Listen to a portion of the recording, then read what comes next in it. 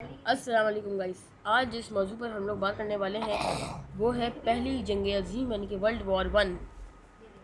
तो इस जंग की शुरुआत इसलिए हुई थी कि उस ज़माने में जो यूरोप था वहाँ पर जो एक एम्पायर था जिसका नाम था ऑस्ट्रो हंगेरियन एम्पायर, वहाँ के बादशाह का जो भतीजा था उसका नाम था ड्यूक फर्डिनांड, आर्चीबाल्ड फर्डिनांड।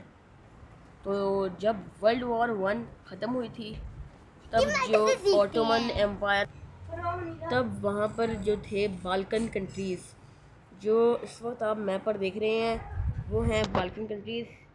तो उसमें से जो आधे बाल्कन कंट्रीज़ हैं, तो एक दफ़ा जब ड्यूक फर्डिनांड सर्बिया घूमने आया था तब कुछ उसके दुश्मन थे जो सर्बिया को आज़ाद करवाना चाहते थे। उन लोगों ने उसके ऊपर बॉम्ब फेंक दी। फिर उसमें वो तो खुद बच गया लेकिन वहाँ पर कुछ लोग वहाँ पर मर गए। तो जब वो लोग हॉस्पिटल चले गए तो वो लोग हॉस्पिटल जाने के लिए जब वो लोग वहाँ से जा रहे थे तब उन दो लोगों यानी कि ड्यूक फर्डिनांड और उसकी बीवी डचेस सोफी को एक 19 साल के कॉलेज में पढ़ने वाले आदमी ने उसको 2 गोलियों से मारा। इसकी वजह से ऐसे फिर ऑस्ट्रो हंगेरियन एम्पायर ने सर्बिया से दुश्मनी ले ली और सर्बिया दोस्त था रशियन एम्पायर का, तो रशियन एम्पायर ने उस पर हमला कर दिया। और ऑस्ट्रो हंगेरियन एम्पायर दोस्त था जर्मनी का, तो फिर जर्मनी ने उसको साथ दिया और जर्मनी दोस्त था ऑटोमन एम्पायर का, तो उसने उसका साथ दिया। और फिर रशियन एम्पायर ने साथ दिया फ्रांस और ब्रिटेन का। फिर ऐसे करके यूरोप में एक जंग शुरू हो गई। फिर इन सारे मुल्कों ने एक दूसरे पर हमला करना शुरू कर दिया।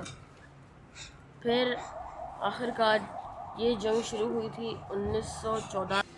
फिर 1915 में यूनाइटेड स्टेट्स ऑफ अमेरिका को फिर मैसेज मिला यूरोप से कि एक जंग हो चुकी है, उस जंग में आप साथ दीजिए। लेकिन अमेरिका ने उनका साथ नहीं दिया कि अब उल्टा अमेरिका को तो फ़ायदा हो रहा था, क्योंकि वो जंगी हथियार बनाने में वो माहिर था, इसीलिए वो पूरे यूरोप को जंगी हथियार ऐसे बेच रहा था। लेकिन फिर भी वो जंग का हिस्सा बन गया कि उसकी भी कुछ जगहों पर ऐसे हमले होने शुरू हो गए, इसलिए फिर अमेरिका भी मिल गया। फिर ऐसे करके यूरोप में शुरू हुई थी द वर्ल्ड वॉर वन, जो कि ख़त्म हुई थी 1919 में। और सन 1917 में एक दिन मनाया जाता है जिसको बोलते हैं द डी डे। और डी डे मनाया जाता है 6 जून को। और वो क्यों मनाया जाता है उसकी बात मैंने की थी अपनी वर्ल्ड वॉर टू वाली वीडियो में, क्योंकि ये D day world war two में हुई एक चीज़ की वजह से ये होता है। तो ऐसे जब वर्ल्ड वॉर वन शुरू हुई तो इसमें अलग अलग मुल्कों ने फिर करना शुरू कर दिया और लोगों का नुकसान और फ़ायदा दोनों होने लगा। अमेरिका का सबसे ज़्यादा फ़ायदा हुआ क्योंकि जो अमेरिका था वो उन लोगों को हथियार बेचता था, तो उसको फ़ायदा हो रहा था क्योंकि लोग हथियार चाहिए लोगों को। फिर जब 1919 में जंग ख़त्म हो गई तब उसके बाद ये हुआ कि ना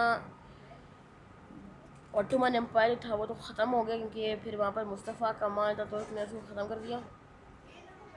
और जो बाकी भी एक्सेस पावर्स थी, हाँ एक्सेस पावर्स मैंने आपको नहीं बताया कि एक्सेस पावर्स जो थी ना, जो सर्बिया के साथ नहीं थी, सर्बिया पर हमला कर रही थी, वो थी एक्सेस पावर्स।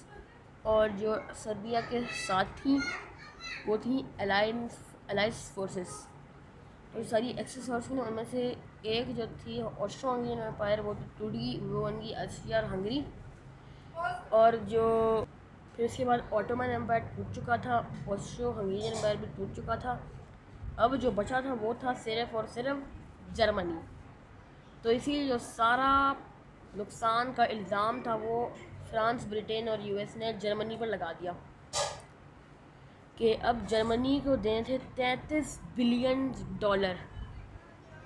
जो आज अगर इन्फ्लेशन को काउंट किया जाए और बढ़ाया जाए तो फिर होता है तकरीबन 400 बिलियन डॉलर। तो इसीलिए जब वहाँ पर पहली किस्त अदा की गई ना, तब जर्मनी में भाई महंगाई होगी। मतलब अब डॉलर वहाँ पर इतना महंगा हो गया था, डॉलर हो गया था 4.2 ट्रिलियन डॉलर्स, और डॉलर्स नहीं, 4.2 ट्रिलियन जर्मन मार्क्स हो गया था एक डॉलर वहाँ पर, जो अभी यहाँ पर सिर्फ 270 रुपये है।